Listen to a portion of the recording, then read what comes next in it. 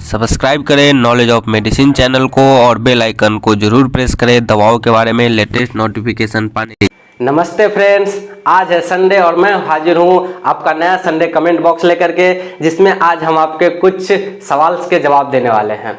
तो वीडियो शुरू करने से पहले मेरी एक रिक्वेस्ट होगी आपसे कि यदि आपके पास भी कोई सवाल है ड्रग्स से रिलेटेड या फिर ड्रग्स के यूजेज के बारे में जानना है, डोज के बारे में जानना है या किसी भी टाइप का सवाल है या फिर किसी नए ड्रग के बारे में आप जानना चाहते हैं, तो नीचे कमेंट बॉक्स में आप हमें कमेंट कर सकते हैं। हो सकता है अगले संडे आपका सवाल भी पिक हो जाए। तो अगर आप हमारा वीडियो पहली बार देख रहे हैं तो वीडियो को लाइक कर दें, लाइक करने के साथ साथ चैनल को सब्सक्राइब जरूर कर दें। मैं हूं आपका दोस्त किशन। तो चलिए फ्रेंड्स शुरू करते हैं। तो फ्रेंड्स, जैसा कि हम बढ़ते हैं अपने पहले सवाल की ओर, जिसमें हिमांशु कुमार जी पूछ रहे हैं ज़ोलपीडेम टेबलेट के बारे में कि what happen if someone take 3 और 4 टेबलेट।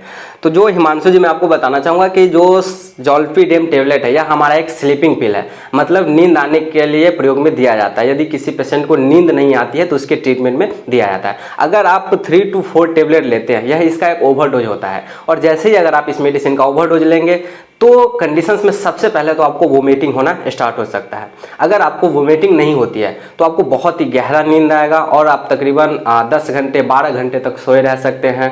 इसके अलावा आपके मुंह में सूखापन, डिजीनेस, ड्राउजीनेस ये सब देखने को मिल सकता है। बट इससे भी रेयर कंडीशंस में हो सकता है आपके साथ कुछ घातक दुष्परिणाम देखने को मिल जाए। तो इसीलिए मेरी एक सलाह होगी कि इसकी जो उचित स्ट्रेंथ है, उचित स्ट्रेंथ में ही आप ज़ोलपीडेम टेबलेट का प्रयोग करें, क्योंकि यह एक एडिक्शन मेडिसिन है और जितने दिन तक आपके डॉक्टर ने प्रिस्क्राइब किया है उतने दिनों तक ही आप इसको लें, लंबे समय तक ना लें, नहीं तो आप इसके एडिक्ट हो जाएंगे, जो फ्यूचर में आपको बहुत ही ज़्यादा दिक्कत देगा। अब बढ़ते हैं अगले सवाल की ओर, जिसमें Manforce Staylong gel के बारे में पूछ रहे हैं कुलदीप सिंह राजपूत जी कि सर रेगुलर इस्तेमाल से कोई साइड इफेक्ट। तो जी, हम आपको बताना चाहेंगे जैसे जो Manforce Staylong gel है यह आपका टॉपिकल यूज के लिए प्रयोग में लिया जाता है। तो जो भी टॉपिकल मेडिसिन होती है उसके ज़्यादातर साइड इफेक्ट्स नहीं देखे जाते हैं। अगर आप इसको एज अ प्लेजर के लिए अपने पेनिस पे इस्तेमाल करते हैं इस जेल का, तो आपको कोई साइड इफेक्ट्स नहीं देखने को मिलेगा। आप रेगुलर इस्तेमाल कर सकते हैं, बट मेरी पर्सनल एक सलाह होगी कि आप अल्टरनेट डे में इस जेल का इस्तेमाल करें, आपको बहुत ही अच्छा रिजल्ट देखने को मिलेगा। अब बढ़ते हैं अगले सवाल की ओर, जिसमें जेंटामाइसिन और डेक्सामेथासोन के इंजेक्शन पे हमने एक वीडियो बना रखा है। उस पर हजरत जी पूछ रहे हैं कि sir can I use diclofenac injection and lincomycin and dexamethasone in fever, please suggest me. तो जी हजरत जी, आपको बताना चाहेंगे कि जो डाइक्लोफेनिक है इसका प्रयोग आप फीवर में कर सकते हैं एज अ पेन रिड्यूसर के तौर पे, और आप इंजेक्शन फॉर्मेट में आईएम किसी पेशेंट को लगा सकते हैं, मतलब इंट्रामस्कुलर। और इसके साथ साथ जो लिनोमाइसिन और डेक्सामेथासोन है, तो लिनोमाइसिन आपका एक एंटीबायोटिक्स है जो बैक्टीरियल इन्फेक्शन के प्रिवेंट में लगाया जाता है, और साथ ही साथ डेक्सामेथासोन आपका एक स्टेरॉइड है। तो आप लिनोमाइसिन और डेक्सामेथासोन को एक ही सिरिंज के अंदर कंबाइन करके आईवी पेशेंट को लगा सकते हैं उचित स्ट्रेंथ में, और जो डाइक्लोफेनिक इंजेक्शन है उसको आप पेशेंट को आईएम लगाएं, पेशेंट के ऊपर बहुत ही अच्छा रिजल्ट देखने को मिलेगा। बट मैं यह बताना चाहूँगा कि आप लिनोमाइसिन का जो प्रयोग करते हैं वह एंटीबायोटिक की जगह आप जेंटामाइसिन का प्रयोग करें, तो हो सकता है आपको और भी अच्छा रिजल्ट देखने को मिले, क्योंकि जेंटामाइसिन आपका एक सस्ती एंटीबायोटिक और बहुत ही सेफेस्ट एंटीबायोटिक भी माना जाता है। अब बढ़ते हैं अगले सवाल की ओर, जिसमें मिजोप्रोस्टोल टेबलेट के बारे में पूछ रही हैं एसएन के ऑफिशियल जी पूछ रहे हैं कि टेबलेट लेने के बाद भी ब्लड नहीं आया, इसका क्या कारण है। तो जी, हम आपको बताना चाहेंगे कि जो मिजोप्रोस्टोल होता है या हमारे जो फीमेल्स के यूटेरस होता है उसको कॉन्ट्रैक्ट करके काम करता है, जिस वजह से जो एबॉर्शन होता है वह हो जाता है। बट अगर आपने इस टेबलेट का प्रयोग किया है और आपको ब्लीडिंग नहीं आई है, मतलब आपका एबॉर्शन कंप्लीट नहीं हुआ है या फिर एबॉर्शन होना स्टार्ट नहीं हुआ है, तो आप इसको थोड़ा डोज ज़्यादा ले सकते हैं। या फिर कई बार ऐसा भी देखा जाता है कि हो सकता है आप प्रेग्नेंट ना हो तो भी हो सकता है, या फिर अगर आप रिकरेंट मतलब काफ़ी टाइम से मिजोप्रोस्टोल टेबलेट इस्तेमाल कर रहे हैं तब भी आपको थोड़ी दिक्कत हो सकती है। इसके अलावा अगर आपने मिजोप्रोस्टोल टेबलेट का प्रयोग किया है तो हो सकता है आपको 24 घंटे या फिर 48 घंटे बाद भी ब्लीडिंग देखने को मिल सकता है। तो इसीलिए आप पैनिक ना हो, आप इस टेबलेट का प्रयोग करें, आपको जरूर अच्छा रिजल्ट मिलेगा और जो आपकी प्रॉब्लम है उससे आपको निजात मिलेगी। बट अगर फिर भी 3 डेज बाद मतलब 72 घंटे बाद भी अगर आपको ब्लीडिंग नहीं होता है तो आप एक बार अपने डॉक्टर से कंसल्ट कर ले, वह आपके कंडीशंस के आधार पे कोई अच्छी सी मेडिसिन आपको प्रिस्क्राइब जरूर कर देंगे।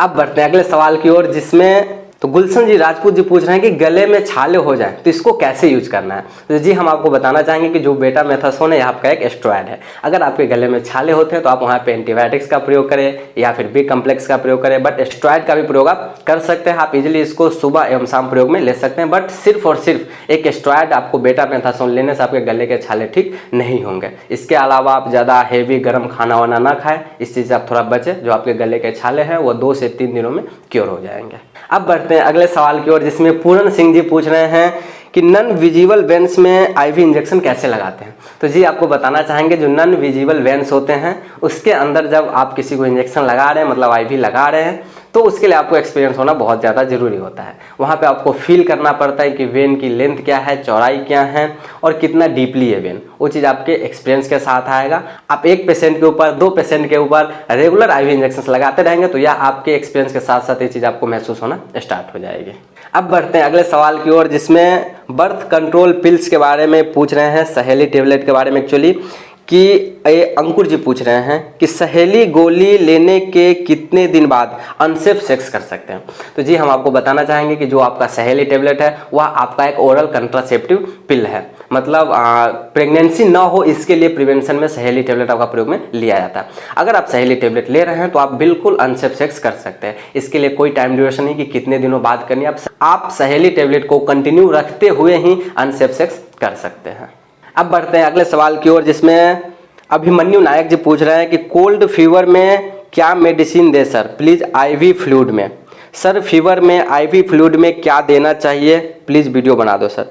तो जी अभिमन्यु जी ज़रूर हम आपके लिए जरूर पूरी वीडियो बनाएंगे जिसमें हम कुछ डिजीज़ के बारे में बात करेंगे, जैसे कि टाइफाइड हो गया, मलेरिया हो गया, फीवर्स हो गए या और भी बहुत सारे डिजीज़ और उसके ट्रीटमेंट के बारे में बात करेंगे कि उसमें हम क्या क्या मेडिसिन दे सकते हैं। बट कॉमनली अभी हम आपको बताना चाहेंगे कि यदि फीवर में आप किसी को आईवी फ्लूइड देना चाहते हैं तो आईवी फ्लूइड में आप उसे नॉर्मली NS दे सकते हैं, RL दे सकते हैं। साथ ही साथ कई बार अगर फीवर हाई है तो वहाँ पे कई बार डॉक्टर्स आपको उसके अंदर कुछ मल्टीविटामिन्स भी देते हैं आईवी फ्लूइड में मिक्स करके।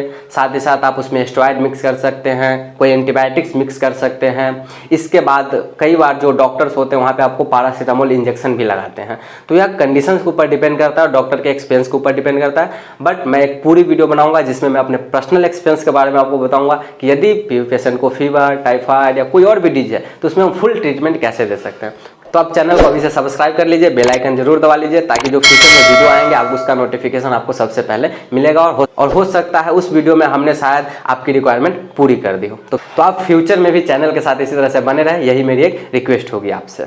अब बढ़ते हैं अगले सवाल की ओर, जिसमें ऑन्डिम MD4 टेबलेट के बारे में पूछ रहे हैं धानु कुरपेश पाटिल जी कि टेबलेट खाना खाने से पहले लेनी है कि बाद में लेनी है। तो जी हम आपको बताना चाहेंगे जो ऑन्डेनसेट्रॉन है वह आपका एक एंटी इमेटिक ग्रुप की दवा है, मतलब वोमिटिंग को प्रिवेंट करने के लिए प्रयोग में लिया जाता है। इस टेबलेट को आप खाना खाने से पहले और खाना खाने के बाद दोनों टाइम में प्रयोग में ले सकते हैं, यह बिल्कुल सेफ है। अगर हम अगले सवाल की ओर चलते हैं, जिसमें मेटफॉर्मिन टेबलेट के बारे में पूछ रहे हैं सुजीत दालवी जी कि फॉर्सन SR 500 टेबलेट पे आप वीडियो बनाओ। तो जी हम आपको बताना चाहेंगे जो फॉर्सन SR टेबलेट है वह भी आपका एक मेटफॉर्मिन ही है। फॉर्सन आपका एक ब्रांड नेम हो जाता है। तो फॉर्सन की जो मूल कंपोजिशन होती है वो आपका मेटफॉर्मिन ही है। अधिक जानकारी के लिए आप इसी वीडियो को रिकरेंट देख सकते हैं, एक बार 2 बार आप देखें, आपको मेटफॉर्मिन के बारे में बहुत ही अच्छी जानकारी मिलेगी जो आपका डायबिटीज के प्रिवेंट में, डायबिटीज को ट्रीट करने के लिए प्रयोग में लिया जाता है। अब बढ़ते हैं अगले सवाल की ओर, जिसमें निमेसुलाइड और पैरासीटामोल के टेबलेट के बारे में पूछ रहे हैं, मतलब सुमो टेबलेट के बारे में पूछ रहे हैं। स्वीट यादव जी पूछ रहे हैं कि सर इसे प्रेगनेंसी में यूज कर सकते हैं क्या। तो जी हम आपको बताना चाहेंगे जो निमेसुलाइड और पैरासीटामोल है आपका एक NSAID ग्रुप की दवा होती है। तो प्रेगनेंसी में बहुत ही कम प्रिस्क्राइब किया जाता है निमेसुलाइड आपका। वैसे डॉक्टर्स कई बार दे सकते हैं, ऐसा कोई नहीं है कि नहीं दिया जा सकता है, बट मेरी एक सलाह होगी कि अगर आप प्रेग्नेंट हैं तो आप एसिक्लोफेनिक के साथ पैरासीटामोल, मतलब एसिक्लोपारा जिससे ब्रांड नेम जीरोडोल-पी कहते हैं, या फिर आइबुपारा मतलब आइबुप्रोफेन और पैरासीटामोल के कंपोजिशन वाली टेबलेट का इस्तेमाल करें। आप बिल्कुल सेफ रहेंगे, आप भी सेफ रहेंगे और आपके बच्चे भी सेफ रहेंगे। और यह भी बताना चाहूँगा कि कोई भी मेडिसिन आप प्रेगनेंसी में खासतौर पे OTC में ना लें, मतलब ओवर द काउंटर परचेज करके ना लें। कोई समस्या हो रही तो अपने डॉक्टर से मिले और डॉक्टर जो मेडिसिन देता है उसी मेडिसिन का प्रयोग करें। अब बढ़ते हैं अगले सवाल की ओर, जिसमें पवन मारू जी पूछ रहे हैं एक्चुअली लिवोसिट्राजिन और मोन्ट्यूला कास्ट के आने वाली सिरप के बारे में, मतलब मॉन्टेक LC सिरप के बारे में कि इसके डोज क्या हैं। तो डोज हम आपको बताना चाहेंगे, डोज तो ऐसे हमने आपको वीडियो में बता रखा है, आप अधिक जानकारी के लिए वीडियो को पूरा वॉच करें, आपको डोज जरूर मिलेगी और अच्छे तरह से हमने वहाँ पे डोज को डिस्क्राइब किया हुआ एग्जाम्पल के साथ। शॉर्ट में हम आपको यहाँ बताना चाहेंगे कि जो लेवोसिट्राजिन और मोडुलाकास्ट की डोज होती है वैसे 2 साल से कम के बच्चों के लिए डोज को क्लियरफाई नहीं किया गया है, बट फिर भी आप इसे डोज दे सकते हैं। जो इसमें लेवोसिट्राजिन होता है वो आपका 2.5 mg पर 5 ml एवं जो मोडुलाकास्ट होता है वह आपका 4 mg पर 5 ml के स्ट्रेंथ में अवेलेबल होता है। तो आप अगर बच्चा आपका 2 साल तक का है तो आप उसे मैक्सिमम टू मैक्सिमम दिन में 5 ml प्रयोग में दे सकते हैं, मतलब 2.5 ml सुबह एवं 2.5 ml शाम अपने बच्चे को प्रयोग में दे, उसको अच्छा रिजल्ट देखने को मिलेगा। इसके अलावा यदि आपका बच्चा 10 साल तक है, सपोज दैट 5 से 10 साल के बीच में है, तो आप उससे हो सकता है 3 ml सुबह एवं 3 ml शाम प्रयोग में दे, मतलब 2.5 mg लेवोसिट्राजिन और 4 mg मोडुलाकास्ट प्रयोग में दे, उसको अच्छा रिजल्ट देखने को मिलेगा। बट यह जो डोज है यह सिर्फ और सिर्फ एलर्जी कंडीशंस के लिए डोज है। यदि आपके बच्चे को अस्थमा की शिकायत है और तब मोडुलाकास्ट सिरप प्रयोग में दिया गया आपके बच्चे को, तो हो सकता है डोज उसके लिए बिल्कुल डिफरेंट हो, वह बच्चे के वेट एवं कंडीशंस के ऊपर भी डिपेंड करता है। अब बढ़ते हैं अगले सवाल की ओर, जिसमें जेनाइटल वार्ड्स के ट्रीटमेंट पे हमने एक वीडियो बनाया था इम्यूक्वाइड क्रीम के बारे में, उस पर आपका बहुत ही ज़्यादा प्यार मिला और उसी वीडियो पे शेख नामीरा जी पूछ रही हैं कि मुझे भी ऐसा ही कुछ है पर कान छिदवाई थी तो क्या उसमें लगा सकते हैं। जी आपको बताना चाहेंगे शेख नामीरा जी कि यह जो इम्यूक्वाइड क्रीम है यह आपको जेनाइटल वार्ड के ट्रीटमेंट में प्रयोग में दिया जाता है। अगर आपने कान में छिद्र करवाए हैं, जो होल होता है, तो वह आपका एक एंटीबैक्टीरियल इन्फेक्शन हो सकता है, तो आप वहाँ पे एंटीबायोटिक्स का प्रयोग करें, ना कि इम्यूक्वाइड क्रीम का प्रयोग करें। वहाँ पे आप एंटीबायोटिक्स लेंगे, जो वहाँ पे आपको पस फॉर्मेशन दिख रहा होगा, स्वेलिंग दिख रही होगी, वो बिल्कुल ठीक हो जाएगा। अब बढ़ते हैं अगले सवाल की ओर, जिसमें टडालफिल 20 mg के बारे में पूछ रहे हैं। सारुण सालिन जी पूछ रहे हैं कि can we take only for sexual pleasure if there is no erectile dysfunction and other disease condition and also without doctor prescription. तो जी आपको बताना चाहेंगे, जैसे पूछ रहे हैं कि क्या हम जो टडालफिल टेबलेट है, जो 20 mg टेबलेट होता है, उसको हम सिर्फ प्लेजर के लिए इस्तेमाल कर सकते हैं। तो जी हाँ बिल्कुल, आप सिर्फ और सिर्फ सेक्स प्लेजर के लिए इस्तेमाल कर सकते हैं। इसके अलावा नो इरेक्टाइल डिसफंक्शन, अगर आपको किसी प्रकार की समस्या नहीं है इरेक्टाइल डिसफंक्शन, तब भी आप सेक्स प्लेजर के लिए टडालफिल, जो ब्रांड नेम मेगाली 46 के नाम से आपको मिलती है, उसका इस्तेमाल कर सकते हैं। बट आप अल्टरनेट डे में करें। याद रखें कि आप ओवरडोज ना लें, 20 mg ही मैक्सिमम टू मैक्सिमम ले और अल्टरनेट डे में करें। जैसे आज प्रयोग में लिया तो कल ना ले, फिर परसों यूज में ले। प्लेजर के लिए आपको अच्छा रिजल्ट देखने को मिलेगा। और इसके साथ साथ आप टडालफिल टेबलेट को हमेशा 30 मिनट पहले लें। जब भी आप सेक्स संबंध बनाने जाते हैं, अपने पार्टनर के साथ इंटरकोर्स करने जाते हैं, उससे 30 मिनट पहले इस टेबलेट को लें, आपको बहुत ही अच्छा रिजल्ट देखने को मिलेगा। अब बढ़ते हैं अगले सवाल की ओर, जिसमें बेंजाइल परऑक्साइड जेल के बारे में रामआशीष राजपूत जी पूछ रहे हैं कि सर मैंने आज ही लिया है लेकिन मुझे धूप में काम करना पड़ता है, क्या कोई दिक्कत है। तो जी हम आपको बताना चाहेंगे, जो बेंजाइल परऑक्साइड जेल अगर आप इसका इस्तेमाल करते हैं और इस्तेमाल करके अगर आप धूप में निकलते हैं तो आपको बहुत ही दिक्कत का सामना करना पड़ सकता है। जैसे आपके स्किन पे रैशेज हो सकते हैं, रेडनेस हो सकता है, या फिर आपके स्किन पे आपको बहुत ज़्यादा इरिटेशन दिख सकता है, या फिर स्किन बर्न हो सकता है, मतलब आपकी स्किन भी जल सकती है। तो आप यह खास तौर पे ध्यान रखें कि आप इस क्रीम को, बेंजाइल परऑक्साइड जेल को, आप नाइट क्रीम के रूप में इस्तेमाल करें। और साथ ही साथ अगर आप धूप में काम कर रहे हैं तो जब भी आप धूप में जाते हैं तो कोई भी एक सन स्क्रीन जो मार्केट्स में आती है उसको आप अपने चेहरे पे लगा कर कहीं धूप में निकलें, जिससे आप बिल्कुल सेफ रहेंगे। अब अगले सवाल की ओर बढ़ते हैं, जिसमें मेट्रोनाइडाजोल ओरल जेल के बारे में पूछ रहे हैं KM जी, मतलब इनका फुल नेम आपका KM ही है यहाँ पे, कि सर 30 मिनट के बाद कुल्ला करना है क्या। तो जी बिल्कुल, आप मेट्रोनाइडाजोल का इस्तेमाल करते हैं। अगर आपको बैक्टीरियल इन्फेक्शन है माउथ में, टीथ में, तो आप इजीली इस्तेमाल, या गम में है तो आप इजीली इस्तेमाल कर सकते हैं। और 30 मिनट बाद इजीली अगर आप चाहते हैं तो कुल्ला कर सकते हैं, इसमें कोई दिक्कत नहीं है। बट हाँ, कम से कम आप ये ध्यान रखें कि मैक्सिमम टू मैक्सिमम टाइम जब आप इसका इस्तेमाल किए हो तो आप वहाँ पे कुछ फूड को अवॉइड करें, मतलब खाना अवॉइड कर दे उतने टाइम के लिए, या फिर उतने टाइम के लिए पानी वगैरह ना पिए, यह ध्यान रखें। और साथ साथ यह भी ध्यान रखें कि जब भी आप इस जेल का इस्तेमाल किए हैं अपने माउथ में, तो आप इस जेल को निगले नहीं। वैसे निगलने के बाद भी दिक्कत नहीं होगा कोई, क्योंकि इस प्रकार से इसको फॉर्मेट बनाया ही जाता है कि अगर यह आपके डाइजेशन सिस्टम में चला भी जाता है तो कोई दिक्कत नहीं होगी। बट फिर भी आप कोशिश करें कि यह आपके माउथ से नीचे, मतलब आपके गले से नीचे ना उतरे। इस बातों का आप ध्यान रखें। अब बढ़ते हैं अगले सवाल की ओर, जिसमें मीजोप्रोस्टॉल टेबलेट के बारे में पूछ रहे हैं राहुल शर्मा जी कि हेलो सर, मैं खुशी MT किट लिया है और एक और एक गोली आज खिला दिया हूँ, बाकी 4 गोली कैसे दूँ सर, प्लीज़ रिप्लाई सर। तो जी आपको जो हम बताएंगे चाहेंगे, जो खुशी एम्प्टी किट है उसमें आपका मिफेप्रेस्टोन और मिजोप्रोस्टोल होता है। यह आपका एक एबॉर्शन किट होता है, मतलब प्रेगनेंसी को टर्मिनेट करने के लिए प्रयोग में लिया जाता है। अगर आपने इसकी एक बड़ी गोली खा चुकी है तो उसके 4 से 5 घंटे बाद आपको एक गोली खाने की सलाह दी जाती है, और उसके 2 से 3 घंटे बाद आपको एक और गोली खाने की सलाह दी जाती है।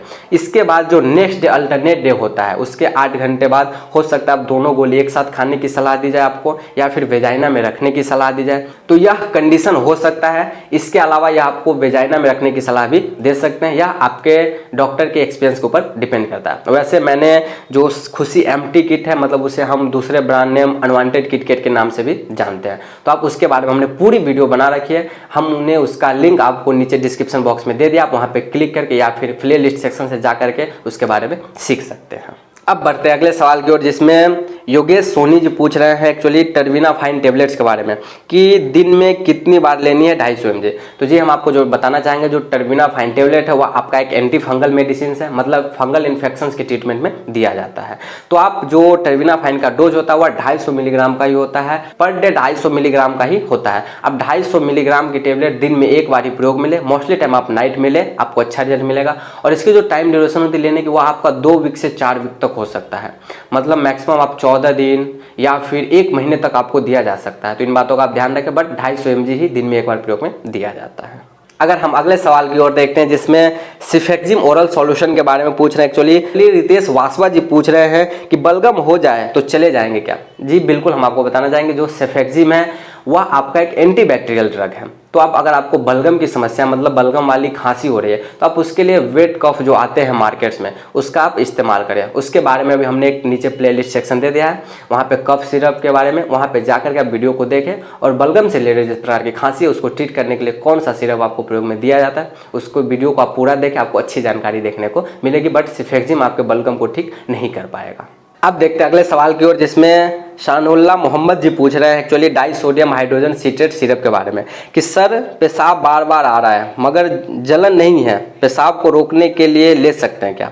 तो जी हम आपको जी बिल्कुल बताना चाहेंगे, जो डाई सोडियम हाइड्रोजन सीट्रेट आपका है, या आपको अगर बार बार पेशाब आ रही है तो इसमें आप हो सकता है फ्लूइड का इंटेक बहुत ही ज़्यादा ले रहे हो, मतलब पानी ज़्यादा पी रहे हो। इसके अलावा हो सकता है आपको एल्कोहल एडिक्शन की समस्या हो, या फिर आप स्मोकिंग कर रहे हो, या फिर आप जैसे फैटी फूड्स होते हैं, जो फास्ट फूड्स हो गए, ऑयली फूड्स हो गए, इसका इस्तेमाल कर रहे हो, तो हो सकता है आपको यूरिन बार बार आ सकता है। इसको आप रोकने के लिए डाई सोडियम हाइड्रोजन सीट्रेट तो हो सकता है इसे प्रिवेंट ना करें, क्योंकि जो डाई सोडियम हाइड्रोजन सीट्रेट है, हाँ अगर आपको ड्रिप यूरिन आ रही है, मतलब बूंद बूंद करके अगर आपको पेशाब आ रहा है, तो आप डाई सोडियम हाइड्रोजन सीट्रेट को प्रयोग में ले सकते हैं। बट अगर आपको बार बार पेशाब आ रही है, मतलब हर आधे घंटे में अगर आ रहा है, तो आप उसके लिए फ्लूइड इंटेक है उसको कम कर दें, या फिर आप अगर इन चीज़ों से एडिक्ट हैं तो इन एडिक्शंस को छोड़ने का प्रयास करें। और इसके साथ साथ आप फिजिकल एक्टिविटी पे थोड़ा ध्यान दें, और मेंटली भी आपको स्ट्रांग होना पड़ेगा इसके लिए, तभी जाकर के जो आपको यह समस्या वो ठीक हो जाएगी। वैसे यह समस्या कोई ज़्यादा हार्ड नहीं है।